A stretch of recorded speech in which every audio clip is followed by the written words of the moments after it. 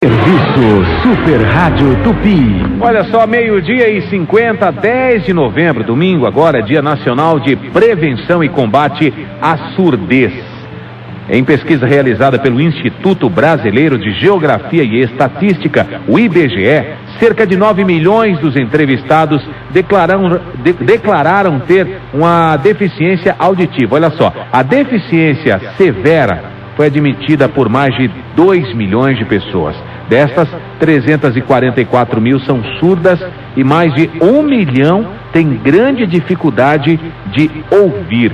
Preocupado em formar profissionais bilíngues para facilitar o acesso desse público a serviços essenciais como o da saúde, a Faculdade de Ciências Médicas da Santa Casa de São Paulo oferece a disciplina de Língua Brasileira de Sinais, ou seja, Libras, em todos os cursos da instituição, inclusive naqueles em que o programa não é obrigatório. Bom, vamos falar com quem mais entende desse assunto, a Guadalupe Marcondes. Ela é professora do curso de Fonoaudiologia da Faculdade Santa Casa de São Paulo. Guadalupe, boa tarde. Boa tarde. Prazer falar com você. Prazer é meu. Me conta uma coisa, quais são as causas da surdez? Olha, existem diversas causas, né? Causas pré, peri e pós-natais, como a gente chama, ou seja, causas que podem afetar a audição antes do nascimento, durante e depois do nascimento. Nas crianças, os quadros mais comuns são os de meningite e rubéola, ainda são as maiores causas em crianças.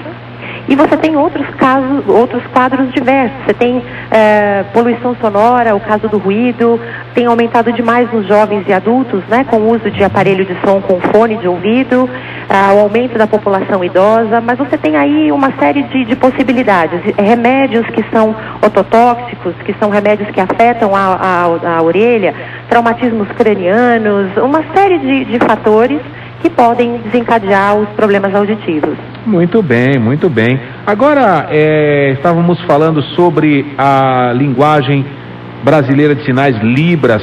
Qual a importância dessa linguagem de sinais para a nossa população? Primeiro eu preciso fazer uma correção, se você me permite. Claro. Na verdade, é língua brasileira de sinais. Né? A gente tem o costume de usar a palavra linguagem, até por conta da questão da tradução de algumas... na língua inglesa, por exemplo, né, que você tem sign language, então você termina fazendo uma tradução para a linguagem de sinais, mas na verdade para nós é língua brasileira de sinais. A importância da Libras, ela é fundamental tanto para a pessoa surda poder se comunicar, aqueles que sejam sinalizadores, claro, a gente tem outros surdos que são surdos oralizados ou que são surdos usuários do português, que não necessariamente sinalizam, mas para aqueles que sinalizam, para que eles possam se comunicar, essa língua é agora finalmente um direito dessas pessoas surdas, né? Nós temos uma legislação específica que reconhece a língua de sinais como uma das línguas oficiais do Brasil, e isso traz um conforto, traz um respeito muito grande a essas pessoas, para que elas possam ter aquilo que é mais importante, que é o acesso à informação. Né? Imagina, essas pessoas não são usuários de língua portuguesa, nem na modalidade oral e nem na modalidade escrita, não terem acesso às informações, às coisas que estão acontecendo no mundo à sua volta. Isso é muito complicado e a Libras favorece a condição de, então, você ter mais acessibilidade às coisas, às informações. Muito bem, Guadalupe Marcondes, ela é professora do curso de Fonoaudiologia da Faculdade Santa Casa, aqui de São Paulo. Guadalupe, em quanto tempo se aprende Libras? Olha, isso é variável demais. A gente tem cursos, né, que são considerados como módulos básicos, que você vai fazer aí em 40 horas para ser capaz de minimamente conseguir se comunicar com uma pessoa surda. Agora, esse é um aprendizado para a vida inteira. Eu sou uma pessoa que uso língua de sinais e estou aprendendo até hoje. Já uso há muitos anos, 10 anos quase. E estou aprendendo até hoje. Então, num módulo básico, para você minimamente conseguir conversar com alguém, a gente tem aí as experiências de cursos entre 30 e 40 horas. Mas você pode ter alguém, por exemplo, que faz uma aprendizagem tão interessante nesse período que consegue, inclusive, ter um desempenho melhor. E o contrário também é verdadeiro. Você pode ter alguém que não tenha tanta facilidade ou que não se dedique muito e que, portanto, 30, 40 horas vai ser muito pouco. E isso é muito variável, o que acontece, inclusive, com qualquer outro idioma. Porque a Libras, assim como o inglês, como o francês, como o próprio português, são línguas que você precisa se dedicar muito tempo da sua vida para realmente ser capaz de dominar. Muito bem. Agora, cerca de 9 milhões de entrevistados, eles declararam ter algum tipo de deficiência auditiva. Agora, Guadalupe, para a gente evitar esse problema, por exemplo, nós aqui do rádio, trabalhamos intensamente com barulho, ruídos, enfim. O que é que a gente pode fazer para o nosso dia a dia, tipo exercícios, por exemplo? Não, na verdade o exercício que se pode fazer, se é que a gente pode chamar assim de exercício, é o exercício da atenção, né, a essa exposição, ou seja, é se policiar realmente para que você não fique exposto, né, de uma maneira que possa vir a prejudicar a sua audição. Então a melhor forma de prevenir é você se educar, é você conhecer o problema e você procurar se prevenir dessa exposição muito grande a esse mundo ruidoso que a gente vive. Eu estava falando para você antes sobre a questão da poluição sonora. A gente está vivendo num mundo extremamente barulhento, extremamente ruidoso, seja no shopping, seja na praça, o barulho do caminhão que passa na frente da sua rua. A gente está vivendo esse mundo de muito ruído. É preciso ter cuidado, claro, e tomar esse cuidado do ponto de vista educativo, informativo, procurar se informar mesmo, desde criança. Essa é uma coisa que a gente tem que aprender de uma forma, como uma educação para a gente mesmo, como se proteger para evitar que a gente tenha problemas mais na frente com a nossa, o problema de afetar a nossa audição. Muito bem, eu tiro até pela minha pessoa, às vezes eu vou no litoral e o barulho aqui é tão constante, é o barulho do metrô, barulho dos ônibus, dos carros, das motos, da buzina, do tal do funk, né?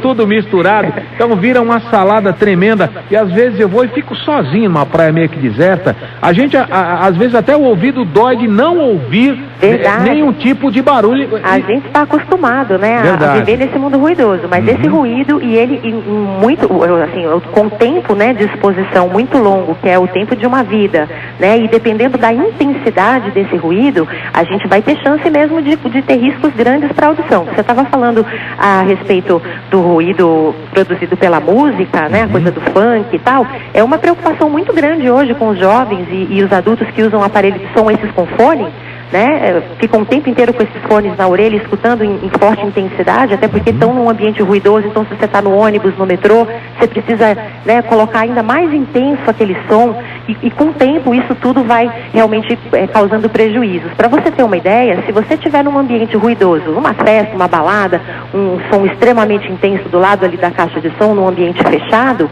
você você está em contato, né, está exposto ali a um som que é quase da intensidade de um jatinho. Meu Deus do céu. Praticamente ali você está com um jato na orelha. E imagina você ficar isso exposto 30, 40 minutos, 1 hora, 2 horas. Tem gente que vai para a balada à noite e só volta de manhã cedo. E se você faz realmente isso com uma certa frequência, existe sim a possibilidade de que você venha a ter problemas mais sérios mais para frente. Muito bem, Guadalupe Marcondes, muito obrigado pela sua participação. Eu espero contar mais vezes para falarmos sobre esse assunto que é de tanta importância e muita gente não valoriza, mas eu de experiência própria já dei uns pitizinhos aqui no ouvido, já fiquei alguns dias sem escutar justamente pelo barulho, cuidei a tempo, hoje estou, graças a Deus, curado, mas algumas pessoas não têm essa sorte, né? Exato. Aliás, você comentou uma coisa agora aí bastante importante. Você disse que você escuta esses zumbidos, né? O zumbido, na verdade, pode ser uma característica de alguma coisa que já está evoluindo para uma possível perda auditiva. É preciso tomar cuidado com o zumbido também, viu? E tem uma incidência altíssima, de 20 a 30% das pessoas costumam se queixar que tem alguma sensação ou que o zumbido está muito forte ou está incomodando muito. Isso pode ter uma relação, claro, com a audição ou com o sistema do equilíbrio, mas é sempre bom o zumbido, a gente precisa sempre ficar atento também. Corra atrás do seu médico, do seu fono. Isso, procure o médico, procure o fonoaudiólogo e cuide bastante da sua audição. tomando as medidas aí informativas, educativas, que são sempre tão importantes para a gente estar ciente do que está se passando com a gente, né? Claro, claro. O melhor remédio continua sendo a prevenção, né, Guadalupe? Sem dúvida nenhuma. A prevenção e a tolerância, o respeito, né? A gente está falando bastante aqui da questão da audição, mas quando a gente está diante de alguém que não é como a gente, que não usa a mesma língua que a gente, eu acho que é muito importante também deixar aí para os seus ouvintes, né? Essa colocação. A gente tem que viver num mundo cada vez mais de respeito com as pessoas, né? Então você tem dentro do grupo de surdos, inclusive, uma diversidade na surdez muito grande. Eu falei para você lá no começo da entrevista, você tem surdos que são oralizados, surdos que são oralizados e que também usam língua de sinais, portanto são bilíngues. Você tem surdos que utilizam a língua portuguesa na modalidade escrita, mas que não falam e não usam libras. Ou seja, você tem uma variedade muito grande de pessoas e o Brasil precisa se preparar para poder cumprir, né, com as suas obrigações perante esses cidadãos, na medida em que os acessos estejam garantidos, né? Você tem uma questão escolar também importante. Hoje na área da educação esse é uma discussão muito importante, e na área da saúde, que eu estou nas duas áreas, a área da educação e a área da saúde, a gente tem visto que o debate, que a questão do respeito, o respeito às leis e ao respeito humano mesmo, isso é extremamente importante. Tá certo, então, Guadalupe Marcondes, muito obrigado pela sua participação, e conforme havia dito, eu quero você mais vezes para falarmos sobre esse assunto tão importante aqui para o nosso ouvinte Super Rádio Tupi, tá certo? Claro, olha, te agradeço muito a oportunidade, um grande abraço a você e aos seus ouvintes. Um abraço e uma boa tarde. 1h02.